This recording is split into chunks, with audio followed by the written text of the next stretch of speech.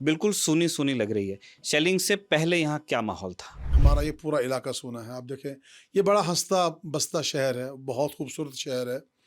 ये एलओसी पर ज़रूर है, मगर इतना पीसफुल सिटी शायद आपको इंडिया में कहीं नहीं मिलेगा। हम उसी काम में बिज़ी थे कि इसी इदारे पर एक गोला गिरा। हम दौड़ते वहाँ पहुँचे तो देखा कि वहाँ ब्लास्ट हो गया है और हमारे जो 3 छोटे बच्चे हैं, वो शदीद ज़ख्मी थे, उनके चेहरे पर पूरे खून ही खून था और हमारे एक टीचर थे, बड़े सीनियर टीचर थे, वो भी बड़े इंजर्ड हो गए। 7 तारीख को ये हादसा हो गया और 8 तारीख की सुबह को हमें पता चलता है कि हमारा नेशनल मीडिया, कुछ मीडिया हाउसेस ने हमारे ही उसी टीचर को, जो पाकिस्तान की गोलाबारी से शहीद हुआ, उसको एक बहुत बड़ा टेररिस्ट करार दिया। और जिस तरह इंडिया आज दुनिया के नक्शे पर दुनिया को दिखाई दे रहा है, अपने नाम की वजह से, अपने काम की वजह से, अपने उस रिच कल्चर की वजह से। ये 20 करोड़ मुसलमान हैं। 2 बातें हैं, या तो आप इन्हें आप इसको आप जो खलीज बंगाल का जो समंदर है वहाँ फेंक दें तो ठीक है, एक हल वो निकाल लीजिए, या इनको आप एजुकेट कीजिए, इनकी काउंसलिंग कीजिए। अगर आपको खामी नज़र आती है, सोने की चिड़िया दोबारा सोने की चिड़िया बन रही है और बनेगी। नमस्ते, मैं हूँ निखिल और जेरी के साथ फ़िलहाल मैं पुंछ शहर में हूँ। आप जानते ही हैं कि पुंछ वो शहर है जिसने पिछले 4 दिनों से वो अपने बच्चों को अपने सीने से लगा करके सोता है और उसमें भी उसे चैन नहीं, क्योंकि पाकिस्तानी शेलिंग में सबसे ज़्यादा नुकसान जिन डिस्ट्रिक्ट्स में हुआ है उसमें से पुंछ है। ऐसी एक जगह पे हम अभी आए हुए हैं, ये है जामिया ज़िया उल उलूम। ये एक 4 संस्थानों का समूह है और जिस बिल्डिंग को आप अभी देख रहे हैं, ये बिल्डिंग भी शेलिंग का शिकार हुई है और यहाँ पे भी, यहाँ के भी एक टीचर की वहाँ डेथ हुई है। ये वही इंसिडेंट है जिसमें एक मौलाना को, जो कि टीचर थे, इस मदरसे में पढ़ाते थे, उनको टेररिस्ट बता दिया गया था गलती से। और उसके बाद में जब पुंछ के लड़कों ने एतराज़ जताया, सोशल मीडिया कैंपेन चला, तब उसके बाद जो नेशनल मीडिया है उसने उस स्टोरी को करेक्ट किया था। हम जो यहाँ के जामिया ज़िया उल उलूम के जो ग्रुप ऑफ इंस्टीट्यूशन के जो चेयरपर्सन हैं, मौलाना सैयद अहमद हबीब, उनसे बात करने के लिए आए हुए हैं। उनसे हमने थोड़ा सा वक्त लिया है और उनसे हम समझेंगे कि ये मदरसा क्या क्या काम करता है और जो हादसा यहाँ पे हुआ उस दौरान यहाँ पे क्या मंजर था। बहुत बहुत शुक्रिया मौलाना साहब, आपने खबर गाँव के दर्शकों को वक्त दिया। मैं सबसे पहली चीज़ आपसे ये जानना चाहता हूँ कि बहुत बड़ा कैंपस मैंने और जेरी ने देखा। 4 मंजिला आपके पास में इमारत है, बिल्कुल सूनी-सूनी लग रही है। शेलिंग से पहले यहाँ क्या माहौल था? सबसे पहले तो मैं आपका निखिल जी बहुत शुक्रगुजार हूँ कि आपने पुंछ जैसे एक दूर दराज इलाके में इतने इम्पोर्टेंट विषय पर हमसे बात की। तो आज आप देख रहे हैं कि ये एक रिनाउंड इंस्टीट्यूशन है जम्मू कश्मीर का।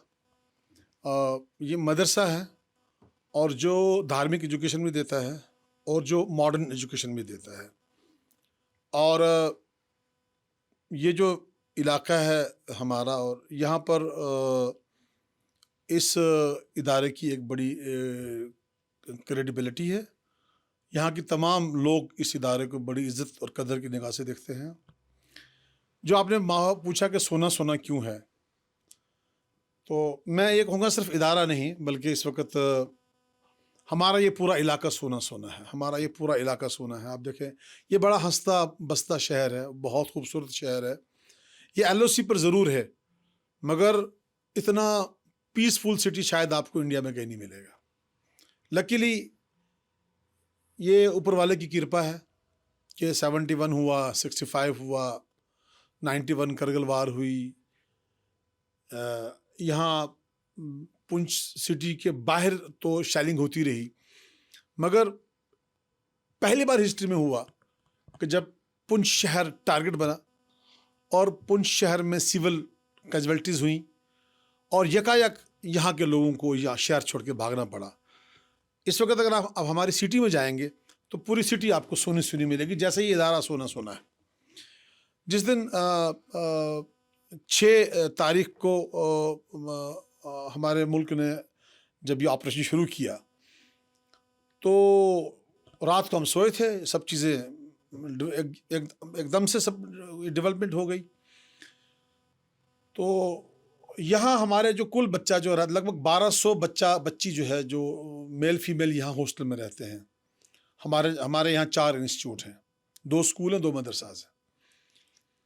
तो सबसे पहले तो हमें उन्हें डिस्पैच करना पड़ा, चूँकि वैली के बच्चे थे, जम्मू के बच्चे थे, डोडा के बच्चे थे, करना बहुत दूर है यहाँ से, वहाँ के बच्चे थे। तो उन 1200 बच्चों को हमें जो है वो घर घर भेजना पड़ा। वो एक बड़ा मुश्किल काम था, बहुत पूरा दिन लग गया। हम उसी काम में बिजी थे कि इसी इदारे पर एक गोला गिरा, एक शेल गिरा और बहुत ज़बरदस्त धमाका हुआ और हम परेशान हो गए, ये सब क्या हो रहा है। हम दौड़ते वहाँ पहुँचे तो देखा कि वहाँ ब्लास्ट हो गया है और हमारे जो 3 छोटे बच्चे हैं वो शदीद ज़ख्मी थे, उनके चेहरे पर पूरे खून ही खून था। और हमारे एक टीचर थे, बड़े सीनियर टीचर थे, वो भी बड़े इंजर्ड हो गए। तो खैर हमने उनको इमीडिएट, क्या नाम था टीचर का? उनका नाम था कारी मोहम्मद इकबाल, मौलाना कारी मोहम्मद इकबाल। तो जब हमने उनको हॉस्पिटल रेफ़र किया तो बच्चों को तो खैर उन्होंने थोड़ी देर के बाद फर्स्ट एड दे के रवाना कर दिया, लेकिन ये जो है वो जानबार नहीं हो सके और इनकी मृत्यु हो गई। जब इनकी मृत्यु का हमें पता चला तो बड़ा शॉक्ड हुआ कि हमारा इतना सीनियर मोस्ट होता जेंटलमैन आदमी चला गया। और मैं आपको बताऊं कि हमारे जो है वो 3 हादसे हमारे इदारे के साथ हुए हैं। एक तो ये कारी इकबाल साहब है, दूसरे हमारे एक और सीनियर टीचर हैं, मौलाना बशीर साहब उनका नाम है, वो भी बड़े सीनियर टीचर हैं। उनके सगे भाई उनके जो है, उनके घर पे जो है मोटार शेल गिरता है और वो वहाँ मौके पर ही उनकी डेथ हो जाती है। हमारी एक फ़ीमेल टीचर है रश्मि मैम, जो है वो हमारी जो स्कूल विंग है उसमें वो पढ़ाती हैं। उनका बच्चा, छोटा बच्चा, वो खुद भी इंजर्ड हो गई और उनका डेथ हो गई, उसका पूरा ब्रेन बाहर आ गया।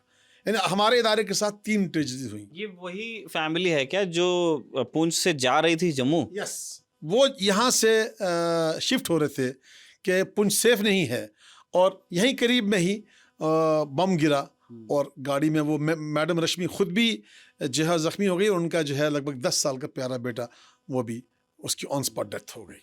वो वीडियो काफ़ी ग्राफिक है, हम नहीं दिखा सकते, लेकिन वायरल हुआ होगा, कई लोगों ने शायद देखा भी होगा। जो एक बहुत छोटा बच्चा है जिसका पूरा सिर खुला हुआ था, वो काफ़ी ग्राफिक वीडियो है। ये शायद उसी की आप यस उसी की बात कर रहा हूँ।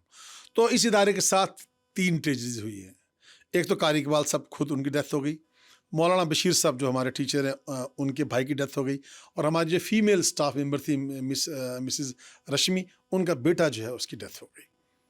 और उसके अलावा शहर में काफ़ी हमारे सिख भाई मारे गए, हमारे हिंदू भाई मारे गए। 2 मासूम ट्विंस, मतलब 2 ट्विंस जो है उनकी डेथ हो गई। तो ये हादसा इस इदारे के साथ हुआ है। और जो बाकी कैजुअल्टीज़ हुई हैं, फिर जो हमारा इदारा है, इसका जो लॉस हुआ है, आप देखेंगे, आप जो वहाँ होल हुआ है और जो वहाँ जो खिड़कियाँ दरवाज़ों को नुकसान पहुँचा है। खैर वो इतना बड़ा नुकसान हम नहीं समझते, लेकिन हमारे एक सीनियर स्टाफ मेंबर का चले जाना वो हमारे लिए एक बहुत बड़ा हादसा था। उससे बड़ा इदारे को नुकसान हुआ एक बहुत बेहतरीन उस्ताद के खोने से। अभी सईद साहब जिस वाक़े के बारे में बता रहे थे वो हम आपको उस एक्चुअल जगह से भी दिखाएंगे और उसके बाद हम दोबारा आपको सईद साहब की बात सुनाएंगे। ये वो इम्पैक्ट क्रेटर है जहाँ पे पाकिस्तानी शेल आकर के गिरा था और आप ये देख सकते इस इम्पैक्ट की इंटेंसिटी और उस धमाके की इंटेंसिटी को आप ऐसे इमेजिन कीजिए कि गोला वहाँ गिरा है और जो कारी मोहम्मद इकबाल की डेथ है वो इस कमरे के अंदर हुई है और वो भी दरवाजे के पास नहीं थे या खिड़कियां नहीं खुली थी, वो बिल्कुल अंदर बैठे हुए थे। हमारे साथ उनके कलीग हैं। सर क्या नाम हुआ आपका? हाफिज शौकत हुसैन। हुसैन साहब, ये जब गोला वहाँ गिरा जी, तो उसके बाद कारी साहब को अंदर कैसे बैठे हुए थे गद्दे के ऊपर, वहाँ जहाँ बैठते हैं, बैठ के मताला वगैरह करते हैं, वहाँ बैठे हुए थे। तो जो शल जब पड़ा है उसके जो छरे निकले हैं, वो निकलने के बाद इसको आपने देखा, ये इसको सुराख किया हुआ, इसको लोहे को भी काटा। फिर यहाँ से सीधा आगे दरवाजे में गया, दरवाजे को भी वो सुराख है, देख। तो जाके कारी साहब को लगा तो ज़ख्मी हो गए, यहाँ से उठा के हॉस्पिटल में ले गए तो वो अल्लाह को प्यारे हो गए, डेथ हो गई उनकी। आप इंटेंसिटी देख सकते हैं, जो स्प्लिंटर्स थे वो इस ग्रिल को पार कर गए। जो ब्लास्ट की प्रेशर वेव थी उससे ये दरवाज़ा खुल गया, उखड़ गया। ये देखिए, ये जो इसका हिंज है उसके पगल से निकल गया। जितनी खिड़कियाँ थी सबका शीशा उतर गया और इस गद्दे पर कारी मोहम्मद इकबाल उस दिन बैठे हुए थे, उस फेटफुल सुबह। काफ़ी अंदर है, देखिए आप कमरे में, मतलब इसके ऊपर 10 फीट कम से कम होगा वहाँ से यहाँ तक के, लेकिन इस इंटेंसिटी के साथ में स्प्लिंटर्स आते हैं कि आप देखिए इस कमरे में छेद बन गए हैं। ये सब ब्लास्ट के बाद जो छर्रे या जो स्प्लिंटर्स हैं वो निकले हैं। और ऐसे अभी देख करके इमेजिन करना थोड़ा सा मुश्किल है कि कैसे वो चीज़ हुई होगी, लेकिन वही है फेट लक जो चीज़ कही जाती है। बस एक चीज़ कांस्टेंट है इस फेट लक वाली बात में कि ये करतूत पाकिस्तानी आर्मी की थी, ये उनकी फ़ौज का ये गोला था जिसने कारी मोहम्मद इकबाल की जान ली है। मुझे ये बताइए कि ये इतना बड़ा नुकसान हुआ है, बता रहे हैं 3 मेंबर्स जिनसे किसी न किसी तरह से ये मदरसा जुड़ा हुआ है, उनके यहाँ पे अनहोनी हुई है, गमी हो गई, तो आप लोगों की खोज खबर लेने के लिए क्या जो एडमिनिस्ट्रेशन है पुंछ का वो आप तक पहुँचा है? यस, डीसी साहब ने मुझे फ़ोन किया, एसएसपी साहब ने मुझे फ़ोन किया और डीसी साहब भी यहाँ आए। जो हमारे डीएम साहब हैं मिस्टर विकास कुंडल, आईएएस हैं, वो यंग ऑफिसर हैं, वो मेरे पास आए। और एसएसपी जो शफकत भट्ट साहब हैं वो भी आए थे। एडमिनिस्ट्रेशन ने तो बहरहाल ख़बर ली और मौके पर आए। और फिर साथ साथ मैं इस मौके पर ये भी कह दूँ कि जो एक और ट्रेजडी हमारे साथ हुई, 7 तारीख को ये हादसा हो गया और 8 तारीख की सुबह को हमें पता चलता है कि हमारा नेशनल मीडिया, कुछ मीडिया हाउसेस ने हमारे ही उसी टीचर को जो पाकिस्तान की गोलाबारी से शहीद हुआ उसको एक बहुत बड़ा टेररिस्ट करार दिया और उसको जो है ना मोस्ट वांटेड बना दिया। और उसको जो है वो मैंने ये बात इसलिए की, जब आपने डिस्ट्रिक्ट एडमिनिस्ट्रेशन की बात की तो ये बात शायद आप मुझसे सवाल पूछना चाहेंगे, लेकिन बात इसलिए कर रहा हूँ कि पुलिस ने जो उसमें जो हमें क्लैरिफिकेशन दी, जिसके लिए मैं शुक्रगुजार हूँ। इमीडिएटली हमारी डिस्ट्रिक्ट पुलिस ने ये क्लैरिटी दी कि नहीं, ये खबर गलत है, वो एक देशभक्त था, ही वॉज इंडियन, और ये जो गलत है कि वो कोई मास्टरमाइंड थे, कोई टेररिस्ट थे, ऐसा कुछ भी नहीं है। मतलब मुझे ऐसा लगता है कि ये एक जो स्टीरियोटाइप बन गया है कि दाढ़ी है, टोपी है और कुर्ता पजामा है तो, और पूंछ का है तो टेररिस्ट ही होगा, तो इस स्टीरियोटाइप का उनको नुकसान हो गया। आप बिल्कुल ठीक कह रहे हैं। आप देखें हमारे मुल्क में जो माहौल है, जो वातावरण है, दाढ़ी तो हिंदू भाई भी रखते हैं, सिख भाई भी रखते हैं, टोपी तो और भी लोग पहनते हैं, लेकिन ये जो एक नैरेटिव बनाया जा रहा है हिंदू मुस्लिम का, मैं ये समझता हूँ कि हिंदुस्तान एक ग्रेट नेशन है, एक ग्रेट कंट्री है, बहुत खूबसूरत देश है। मैं इसमें बहुत घूमा हूँ, मैंने दुनिया में, मैं हिंदुस्तान से बाहर भी गया हूँ। ये ठीक है कि हिंदुस्तान से बाहर के बहुत सी चीज़ें वहाँ शायद लॉ एंड ऑर्डर शायद अच्छा होगा, लेकिन जो हमारी कुछ परंपराएं हैं, जो हमारा रीति रिवाज है और जो हमारा एक दूसरे के तई जो एटीट्यूड है, वो आपको उन डेवलप्ड नेशन में नहीं मिलेगा।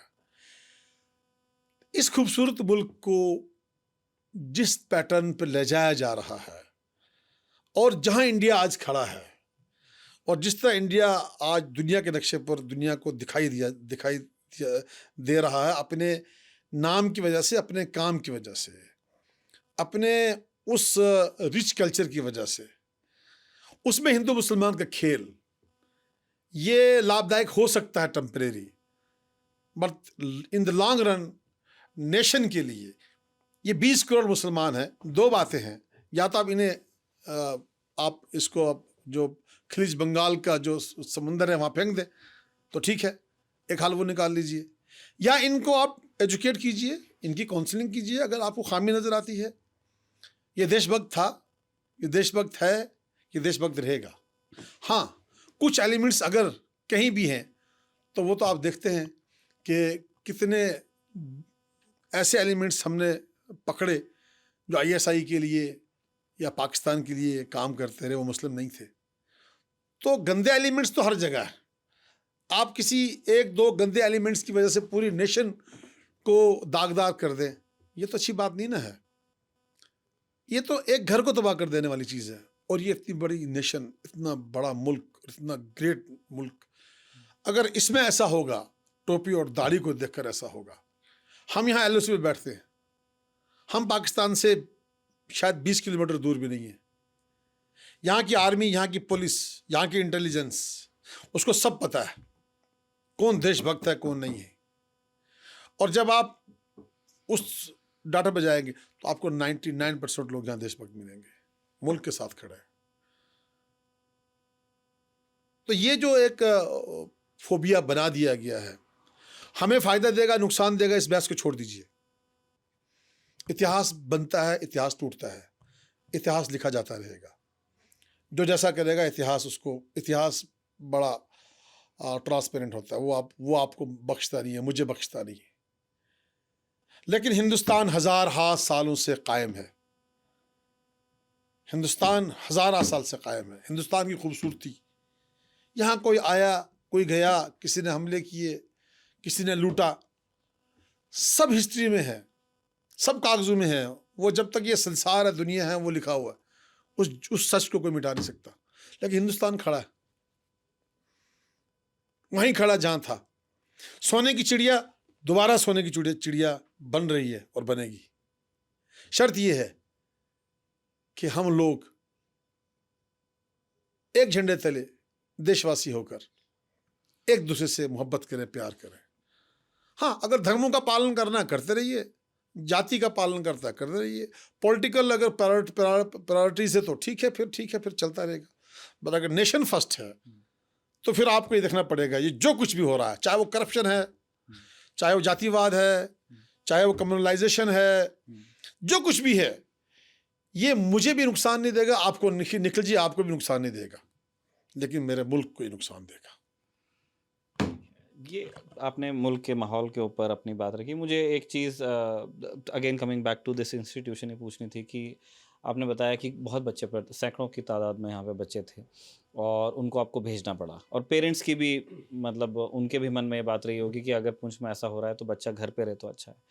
तो क्या आपके पास जानकारी है एडमिनिस्ट्रेशन की तरफ से, आप कब पढ़ाई दोबारा चालू करवा सकते हैं?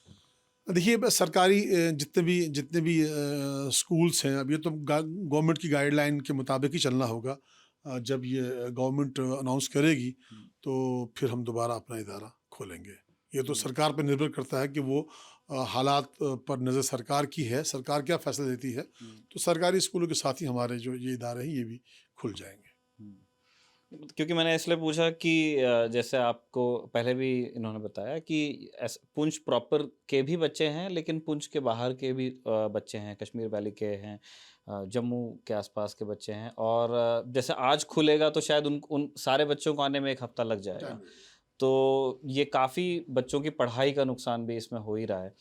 और अगेन जितने हमने जम्मू में वीडियोस बनाए, उसके बाद हम एक रात राजौरी में थे, पुंछ में, तो हम बार बार यही चीज़ देख रहे हैं कि हमें ऐसा लगता है कि जो लड़ाई है वो सिर्फ एक तरफ जेट है और एक तरफ S-400 है, वैसी वाली हो रही है। लड़ाई आम घरों के अंदर भी लड़ी जा रही है ना, कि बच्चा उस स्कूल या कॉलेज में है या उस मदरसे में, वहाँ से सेफ मेरे घर पे आएगा या नहीं, या उस बच्चे के दिमाग में है कि मेरा स्कूल जिसको मैं देख के आया था, आज आप उस बच्चे के ट्रॉमा की कल्पना नहीं कर सकते हैं अगर वो बच्चा आके देखेगा कि मेरे क्लास में तो गोला गिर गया था, छेद है छत पे, तो आप उस बच्चे के ट्रॉमा की कल्पना नहीं कर सकते हैं, क्योंकि वो एक इमेज जो छोटा बच्चा एक बार देख लेगा, वो उसकी ताजिंदगी उसके दिमाग में रहेगा कि ऐसा मेरे स्कूल में हुआ था। तो इस तरह से आम लोगों को जंग प्रभावित करती है, और ये सोचना है पाकिस्तान को कि पता नहीं उनके दिमाग में क्या प्रेटेक्स्ट था, उन्होंने क्या सोच करके पुंछ में सिविलियन पॉपुलेशन को टारगेट किया। पुंछ के आसपास बहुत आर्मी इंस्टॉलेशंस हैं, लेकिन इस बार जितनी शेलिंग पुंछ में हुई है, ये कहने का कोई कारण अभी तक के हमें नहीं मिला है कि ये मिसफायर है, किसी आर्मी इंस्टॉलेशन को टारगेट करते करते गिर गया, वैसी वाली तो बात नहीं है। पुंछ में बहुत घरों पे गोले गिरे हैं। देखिए निखिल साहब, मैं थोड़ा इंटरव्यू करना चाहूँगा आपसे कि जो मैंने पहले कहा कि हिस्ट्री में फर्स्ट टाइम हुआ कि सिविलियंस को टारगेट किया गया, यहाँ मैं एक बात कहना चाहता हूँ आपके इस चैनल के माध्यम से। मैं मुसलमान हूँ, पाकिस्तान एक मुस्लिम मुल्क है, ठीक है, ये भी दोनों सच है, मैंने झूठ तो नहीं बोला। मुझे एक रियलिस्टिक अप्रोच बनानी है। इंडिया में 20 से 22 करोड़ या इतना जितना भी मुस्लिम रहता है वो इन करोड़ से, पाकिस्तान में भी इससे कम है शायद, हमारे पास ज़्यादा है, हमारे पास ज़्यादा है। किसने कहाँ रहना है, किसने कहाँ सर्वाइव करना है, किसने कहाँ अपनी नस्लों को खुशहाल रखना है। इंडिया के मुसलमानों ने इंडिया में, पाकिस्तान के मुसलमानों ने पाकिस्तान में, अमेरिकन मुसलमानों ने अमेरिका में, जर्मन मुसलमानों ने जर्मनी में, फ्रेंच मुसलमानों ने फ्रांस में। ठीक है, मैं एक चीज़ गुजारिश करना चाहता हूँ नेताओं से कि पहली बात तो यह है कि देश कैसे चलते हैं हमसे ज़्यादा नेता जानते हैं, मैं उस पर तो कोई टिप्पणी नहीं करना चाहता। जो नेता हैं जिनके हाथों में देश है वो नेचुरली जानते हैं कि देश कैसे चलता है, उनको पता है।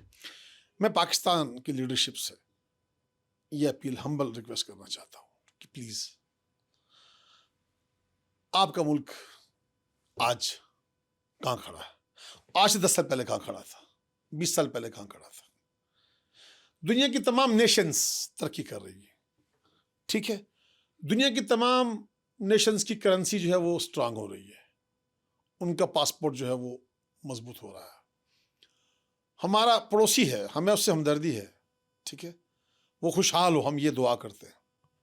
लेकिन वो हिंदुस्तानी मुसलमानों की फिक्र करना छोड़ दे, क्लेम करना छोड़ दे प्लीज।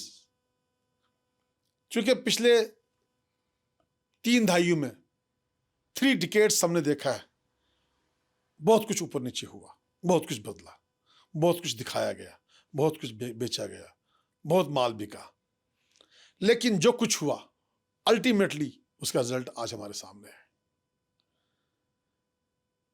हमारा फ्यूचर सेफ है कि नहीं हमें कुछ पता नहीं है। तो एलओसी में बैठकर मैं ये बात इसलिए नहीं कह रहा हूं कि पता नहीं, ना तो मैं किसी के इन्फ्लुएंस में हूं और ना मुझे किसी से लेना देना है। मैं एक मजहबी आदमी हूं और छोटे मोटे सेंस रखता हूं। मुझे अपने बच्चों की फिक्र है, अपने वतन की फिक्र है, अपनी जनरेशन की फिक्र है। तो बहुत अच्छा होगा पाकिस्तान अपने इश्यूज पर ध्यान दे, खुद को वो संवारे सजाए, उस अपनी तामीर तरक्की पे ख्याल करे, और कश्मीर के इशू पर वो कश्मीर के मुसलमानों को छोड़ दे। वो कश्मीरी कैसे जिएगा, सर्वाइव करेगा। एक खूबसूरत नेशन है, एक ज़हीन कौम है, पढ़े लिखे लोग हैं, ये खुद फैसला कर लेंगे। लेकिन जब पाकिस्तान कश्मीर का क्लेम करता है तो हमें बड़ा दुख लगता है। हम वो जो तरक्की करने के बजाय जवाल पर है खुद मुल्क। इकोनॉमिकली देखें आप पाकिस्तान कितना पीछे चला गया है, तो हम कैसे ये ट्रस्ट करें कि वो किसी का ख्याल करेगा। तो लिहाजा ये एक रियलिस्टिक बात थी, सच्ची बात थी, और जब तक आप सच को सच नहीं कहेंगे, हकीकत आशना नहीं होंगे जब तक आप, तो तब तक मुझे लगता है कि मसाइल उलझते रहेंगे। और हम ना, जिसको हम कहते हैं उर्दू में लफ्ज़ है खुद फरेबी का शिकार इंसान को नहीं होना चाहिए। इंसान को नविश्ता दीवार पढ़ना चाहिए, दीवार पर क्या लिखा है वो पढ़ लेना चाहिए। सच क्या है, दिन है तो दिन को दिन कहना चाहिए। तो लिहाजा मैं निखिल जी सोचता हूँ कि हम कश्मीरियों को बड़ा नुकसान उठाना पड़ा है, और हम ये चाहते हैं कि अब हमारा नुकसान और ना हो, हम खुशहाल रहें, हम महफूज रहें। दुनिया में ये झगड़ों से कभी मसले हल नहीं होते, जंगों से कभी मसले हल नहीं होते। ठीक है, बहुत ठीक आपने बात कही है। तो ये हमने आपको बताया कि इस मदरसे में क्या कुछ गुजरा है और उसने किस तरह का एतराज़, किस तरह का गुस्सा पैदा किया है। इसी तरह से हम अभी इस रात हम पुंछ में ही हैं, और स्टोरीज पुंछ से आपके लिए डॉक्यूमेंट करने वाले हैं। उन सबको अगर आप देखना चाहते हैं। आखिरी बात आपसे कहना चाहता हूँ, मदरसे की आपने बात की, जब मदरसा लफ्ज़ आया, मदरसा लफ्ज़ आते ही कुछ चीज़ें जहन में आ जाती है। मदरसा तो ठीक है, वो कहीं और के मदरसे होते होंगे, ये इंडिया है, ये हिंदुस्तान है, ठीक है। यहाँ ना मस्जिदों में बम फटते हैं, ना गोली चलती है, ठीक है। सच है, मैं झूठ तो नहीं बोल रहा हूँ, ऐसा कुछ हुआ नहीं, ये ऑन रिकॉर्ड बात है। और मुझे लगता है ये प्रैक्टिकली भी ये वो मदरसा है जहाँ पर 6 तारीख को यहाँ पर हालात ख़राब हुए। शायद 3 या 2 तारीख थी इसी महीने की, जब इसी मदरसे में हिंदू भी बैठे, सिख भी बैठे, मुसलमान बैठे, और उनके रिलीजियस हेड भी बैठे, और सब ने यूनानिमसली ये तय किया कि कुछ भी होता होगा या कुछ भी होने वाला है, लेकिन हमने अपना भाईचारा नहीं छोड़ना है, हमें एक दूसरे के साथ कंधे से कंधा मिला के चलना है। हमें किसी के बहकावे में नहीं आना है, हमें अपने मुल्क के साथ खड़े रहना है। और ये कोई पहली बार नहीं हुआ, इस इदारे का ट्रैक रिकॉर्ड ये है। यहाँ पर ज़लज़ला आया, यहाँ पर सैलाब आया, यहाँ पर कोई भी त्रासदी हो जाती है तो ये इदारा फ्रंट पर होता है। सबसे पहले जो रिलीफ का काम इस इलाके में शुरू हुआ, इस पुंछ में सबसे पहले जो रिलीफ का काम शुरू हुआ 2000 में, जब कारगिल युद्ध की वक़्त जितने भी ये सराउंडिंग में जो विलेजेस थे वो खाली किए गए, उनको यहाँ पर सरकारी इमारतों में रखा गया। तो हमारे इदारे ने दूध के पैकेट भी तकसीम किए उन तमाम लोगों, उन हिंदू भी थे, सिख भी थे। फिर यहाँ 2005 में एक खौफनाक ज़लज़ला आया, हिंदुओं और सिखों और मुसलमानों तमाम के पास हम पहुँचे, हमने उनकी मदद की जो कर सकते थे। फिर 2014 में यहाँ सैलाब आया, हमने हर घर घर पहुँच के हमने मदद की। सबसे पहले प्राइवेट एम्बुलेंस सर्विस इस इदारे ने यहाँ शुरू की, चूँकि यहाँ बड़ा मसला है एम्बुलेंसेस का। यहाँ पर छत्तीसगढ़ में सिख मारे गए तो हमने उनको एड भेजी। 96 में सबसे पहले 97 ऐसे में जब पहली किलिंग हुई थी, यहाँ पर 5 इनोसेंट हिंदू भाई मारे गए थे सोनकोट में। मेरे फादर वहाँ पहुँचे एड लेकर, उनके पास पहुँचे, उनके दुख दर्द में शरीक हुए। यहाँ 16 या 18 मुस्लिम की मिलिटेंटों ने किलिंग की सियाला में, वहाँ ये इदारा पहुँचा। और जब यहाँ बाबरी मस्जिद का मसला हुआ उस वक़्त भी कि भाई फैसला आने वाला है, पता नहीं क्या होने वाला है, कोई राइट्स ना हो जाए, तो हमारे फादर ने, इस इदारे के फाउंडर ने तमाम सबको बुलाया, हिंदुओं को बुलाया, सिखों को बुलाया, मुसलमानों के। देखो भाई क्या होना है हमें पता नहीं, बट लॉ एंड ऑर्डर बाकी रहना चाहिए और कम्युनल हार्मोनी बाकी रहनी चाहिए। यहाँ पर ड्रग्स का बहुत बड़ा इशू है, बहुत बड़ा इशू है ड्रग्स का हमारे इस रीजन में।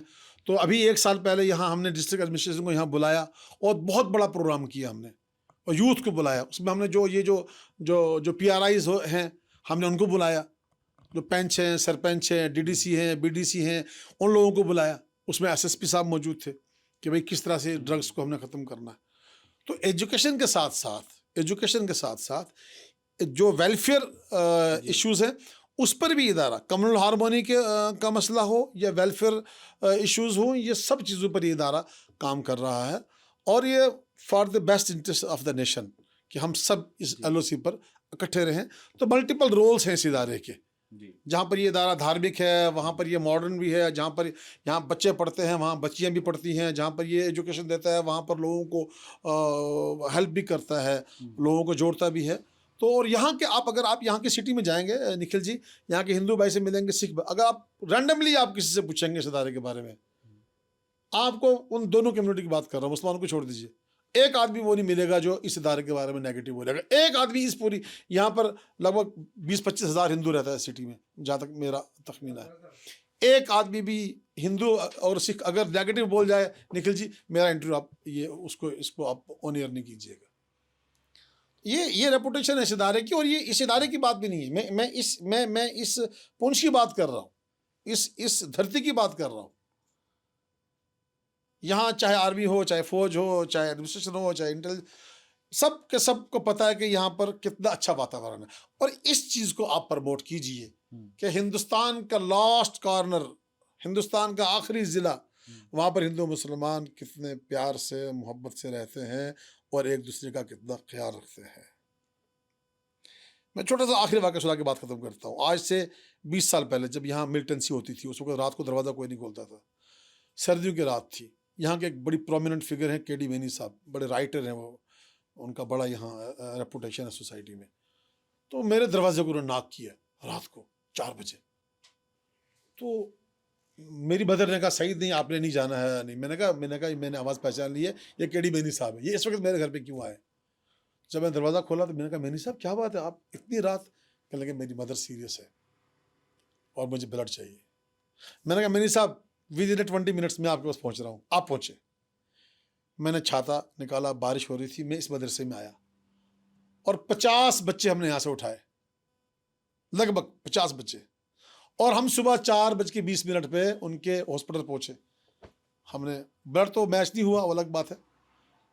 ये छोटी सी मिसाल दे रहा हूँ, इस तरह की 50 मिसालें यहाँ पर हैं, 50 मिसालें यहाँ पर ऐसी हैं कि यहाँ पर आपको इस इदारे का जो करैक्टर है, इस इदारे का जो करैक्टर है वो आपको पता चलेगा। और ये जनरल करैक्टर भी हमारा, हिंदू भाई भी हमारा ताउन करते हैं, सिख भाई भी हमारा ताउन करते हैं, हम उनके साथ मिलकर चलते हैं। तो कहने का मकसद ये है कि मीडिया को नेगेटिव चीज़ों को ही प्रमोट नहीं करना चाहिए।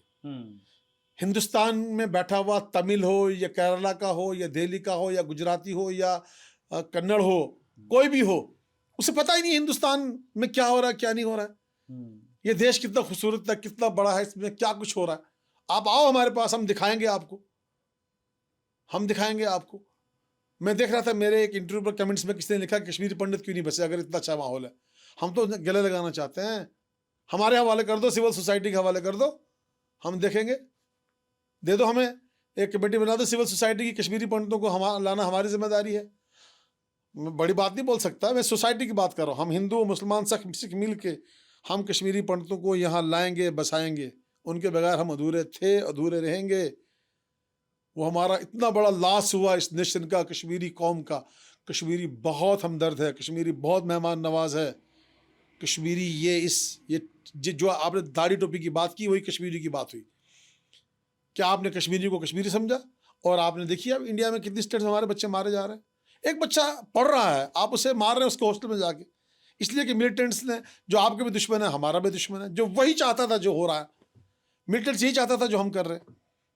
तो मुसलमान को मुसलमान समझना, कश्मीरी को कश्मीरी समझना, उसको इंडियन नहीं समझते आप। तो ये जो मेजॉरिटियन रोल है ये नेचुरल है। इस मुल्क को मेजॉरिटी चला रही है, वही चलाएगी। सरकारें माँ बाप होती हैं और मेजॉरिटी बड़ा भाई है। हम छोटे भाई हैं भाई, हम माइनॉरिटी में, हम छोटे भाई हैं। और घर में छोटा भाई गलती कर सकता है, होती है, तो उसको तो संभालना बड़े भाई ना होता है। बड़ा भाई देखता है छोटे भाई को कि मुझे घर चलाना है, घर को संवारना है, तो वो चीज़ों को सरफ नज़र करता है, वो इग्नोर करता है, बहुत चीज़ों को इग्नोर, वो देखता है छोटा भाई ऐसा कर, वो इग्नोर करता है। तो इग्नोरेंस भी एक कामयाब डिप्लोमेसी है।